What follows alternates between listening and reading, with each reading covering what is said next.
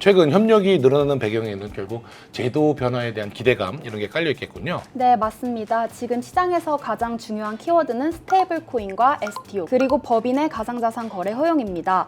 거래소도 단순 매매 플랫폼을 넘어서 종합 디지털 자산 금융 플랫폼으로 변신해야 하는 상황이 된 거죠. 네.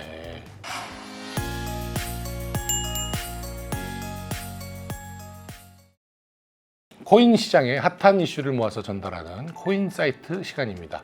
국내 가상자산 거래소 시장은 업비트가 선두를 달리고 있고 빗썸이 이를 바짝 뒤쫓는 양강 구도가 오랫동안 이어져 왔는데요. 최근 이 판도에 변화를 주는 조짐들이 나타나고 있습니다. 중소거래소들이 대형 금융사와 손잡고 전략적 투자 유치에 나서는가 하면 스테이블 코인과 실물 자산 토큰화 등 새로운 시장을 겨냥한 생존 전략도 본격화하고 있습니다. 오늘은 중소거래소들의 생존 전략과 향후 점유율 판도 변화 가능성 짚어보겠습니다. 더벨 최명용, 윤하겸입니다.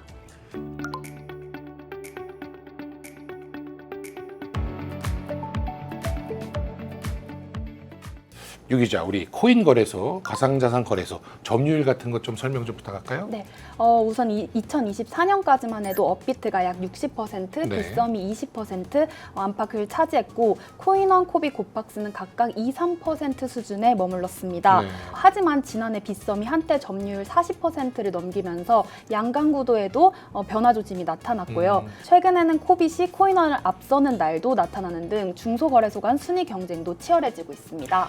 이때 40% 요거 넘길 때가 아마 무료 수수료 이벤트 할 때 그때죠? 네, 맞습니다. 빗썸이 네. 아주 공격적으로 마케팅을 펼칠 때 한때 40%를 잠깐 기록했었습니다. 최근 점유율은 어떻죠? 최근 하루 동안 거래 대금을 보면 업비트가 60%대, 빗썸이 30%대 점유율을 기록하고 있고 코인원이 4%대, 나머지는 코빗과 고팍스가 나눠 갖는 구조입니다. 업비트와 빗썸 비중이 여전히 네. 압도적이고 중소거래소들은 그렇게 높지는 않은데, 그런데 중소거래소들이 뭔가 변화를 주고 있다면서요? 네, 맞습니다. 최근 움직임이 상당히 눈에 띕니다. 코인원은 글로벌 거래소 OKX와 한국투자증권으로부터 각각 약 20% 수준의 전략적 투자를 유치하며 공동 주요 주주 체제를 구축하게 됐습니다. 네.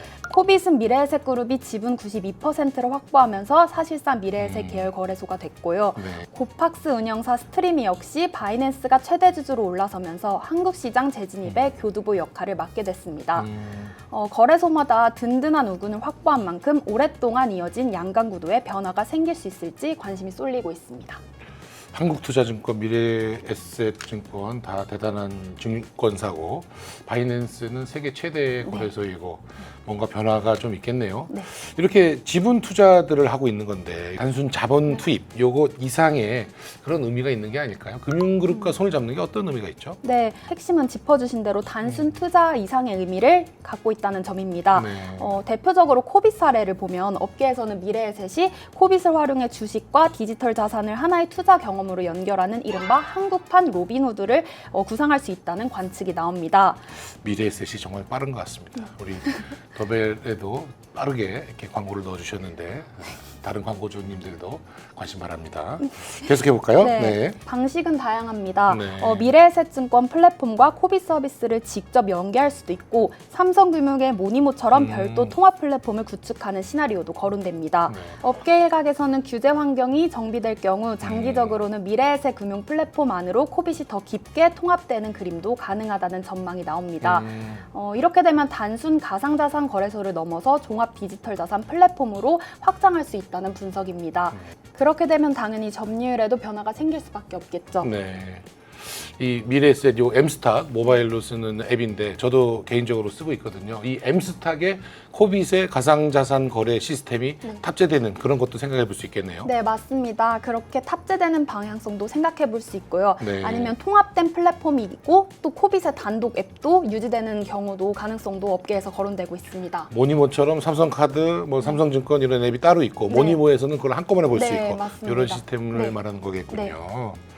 결국 이런 협력이 늘어나는 배경에는 또 최근에 일어나고 있는 제도 변화 이런 거에 대한 기대감도 있을 것 같은데 어떤 내용이죠? 네, 맞습니다. 지금 시장에서 가장 중요한 키워드는 스테이블 코인과 STO 그리고 법인의 가상자산 거래 참여입니다. 네. 거래소들도 단순 매매 플랫폼을 넘어 종합 디지털 자산 플랫폼으로 변신해야 하는 상황이 된 거죠. 특히 이 원화 스테이블 코인 시장 요것과 관련돼서 이런 제도들이 준비되는 게 필요할 것 같은데요. 어떤 것들이 있나요? 특히 원화 스테이블 코인 시장이 열리게 되면 준비자산 관리와 내부 통제, AML, 즉 자금 세탁 방지 체계가 핵심 경쟁력이 될 가능성이 높습니다. 결국 금융회사 수준의 리스크 관리 역량을 갖춘 거래소가 유리한 구조가 될 수 있다는 이야기입니다. 네, 실제 최근 코인원의 한국투자증권과 손잡은 배경에도 이러한 내부 통제와 리스크 관리 체계 강화 기대감이 반영됐다는 평가가 나옵니다. 내부 통제, 리스크 관리, 또 이런 자금 세탁 방지 체계 이런 얘기를 하셨는데 이런 게 결국은 금융 당국의 규제에 해당되는 부분들이거든요. 이런 거 규제는 금감원, 금융 당국에서는 어떻게 준비를 하고 있나요? 실제 금감원에서도 가상자산 관리과 등 가상자산을 좀 이렇게 통제할 수 있는 그런 조직을 꾸린 것으로 알고 있습니다. 이미 그런 네. 것들은 밑바닥에서 좀 네. 준비를 하고 있겠군요. 결국 이런 모든 규제라든가 이런 내용들은 신뢰와 연결이 되는 건데 네, 맞습니다. 결국 이렇게 거래소들이 제도권 금융이나 금감원의 규제를 받는다는 것은 신뢰를 조금 더 강화하겠다. 신뢰에 대한 경쟁 네. 이런 걸로 얘기를 할 수 있겠어요. 네, 맞습니다. 특히 법인 시장이 열리면 그 중요성이 더 커질 수밖에 없습니다. 네. 정부는 법인의 가상자산 거래를 단계적으로 허용하는 로드맵을 추진하고 있습니다. 기업과 기관은 개인 투자자와 달리 한 번에 수십억 원에서 수백억 원 규모 자금을 운영하는 경우가 네. 많습니다. 거래소 입장에서는 반드시 확보해야 하는 핵심 고객층이 그렇죠. 됩니다. 이 과정에서 금융그룹과 협업하는 거래소들은 기관 고객에게 더 높은 신뢰를 줄 수 있다는 평가가 나옵니다. 네. 결국 법인 자금 유입이 본격화되면 지금과는 전혀 다른 점유율 경쟁이 펼쳐질 수 있다는 분석이 나오는 이유입니다. 기관의 자금이 얼마나 네. 들어올 수 있느냐에 따라서 점유율도 바뀌겠네요. 이런 것들은 또 고객 확대 효과로도 이어지겠습니다. 네, 당장 금융사 고객 전체가 거래소로 이동하는 건 아니지만 네. 은행, 증권사가 보유한 고객을 상대로 한 마케팅 채널을 활용할 수 있다는 점은 분명히 강점입니다. 공동 프로모션이나 신규 서비스 출시 과정에서 고객 유입 효과도 기대할 수 있습니다. 예컨대 무슨 WM 센터 같은 데 있는 거액 자산가들 또 네. 아까 말한 법인 자금 네. 이런 것들을 유입할 수 있겠군요. 네, 맞습니다. 네. 또 어떤 효과가 있을까요? 여기에 상품 다각화 가능성도 있습니다. 네. 스테이킹 같은 비거래형 서비스는 물론 향후 실물 자산 토큰화나 토큰 증권 시장이 열리면 다양한 투자 상품을 연계할 수 있기 때문입니다. 결국 하나의 플랫폼 안에서 전통 금융 상품과 디지털 자산을 함께 거래할 수 있게 되면 고객 체류 시간도 늘어나고 점유율 경쟁력 역시 높아질 수 있다는 분석입니다. 어서 많이 들어본 것 같긴 한데 스테이킹이 뭐죠?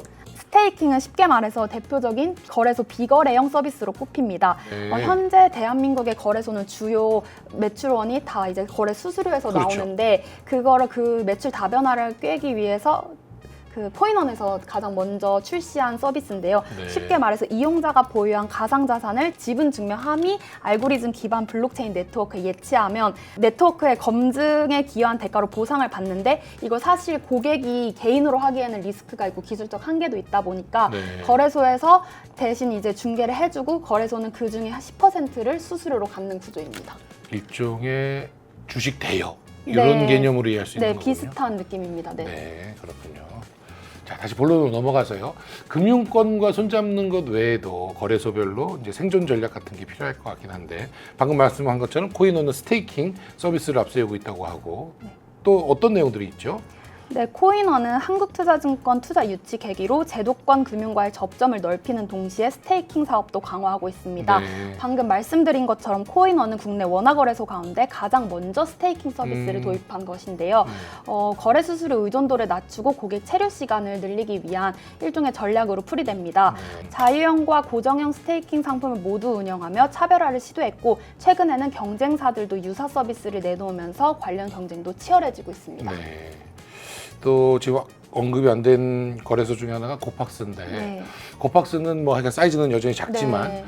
세계 1위 거래소인 바이낸스와 협업을 할 테니까 어떤 시너지가 예상되나요? 바이낸스는 현물뿐 아니라 선물, 네. 옵션 등 파생 상품 시장에서도 압도적인 경쟁력을 보유한 글로벌 1위 거래소입니다. 네. 특히 국내 거래소 등이 아직 개인 투자자 중심 구조에 머물러 있는 반면 바이낸스는 기관 고객과 VIP 트레이더 기반으로 성장해온 거래소라는 차이가 있습니다. 네. 현재 국내 시장은 현물 거래 중심이지만 추후 규제 환경이 완화될 경우 바이낸스의 글로벌 서비스 경험 경험과 운영 노하우가 고팍스의 경쟁력으로 이어질 수 있다는 전망이 나옵니다. 또 바이낸스는 전 세계 기관 투자자와 VIP 고객 대상 서비스 역량도 아주 강점으로 꼽히는데요. 이런 DNA가 고팍스에 접목될 경우 업비트와 빅썸 중심 시장의 새로운 경쟁 구도를 만들 수 있다는 분석도 나오고 있습니다. 예전에 그 코인 사이트에서 바이낸스의 그 레버리지 상품 얘기 한번 한 적 있었는데 여기가 120배 레버리지 이런 것까지 있는 거래소 맞죠? 네, 맞습니다.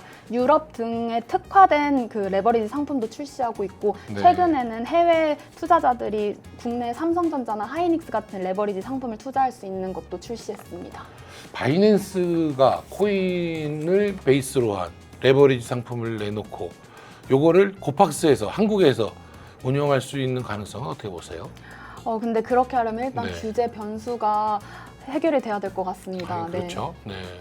금감원에서 쉽게 이거를 네, 해결해 주지는- 주지는 않을 가능성이 네. 높아 보이네요. 리스크가 워낙 크니까. 이야기를 종합해 보면 양강구도 체제는 당장 무너지지는 않을 것 같습니다. 하지만 중소거래소들이 금융사와 협력하면서 새로운 경쟁력을 확보하려는 움직임은 분명해 보입니다. 결국 예전에는 누가 더 많은 거래량을 확보하느냐 이런 경쟁이었다면 앞으로는 누가 더 많은 금융 인프라를 쌓느냐, 신뢰를 얼마나 더 확보하느냐, 또 기관 영업은 어떻게 하느냐 이런 쪽으로 경쟁의 무대가 바뀌는 것 같습니다. 가상자산 거래소 시장의 변화도 계속 주목해 보겠습니다. 오늘 얘기 잘 들었습니다. 감사합니다.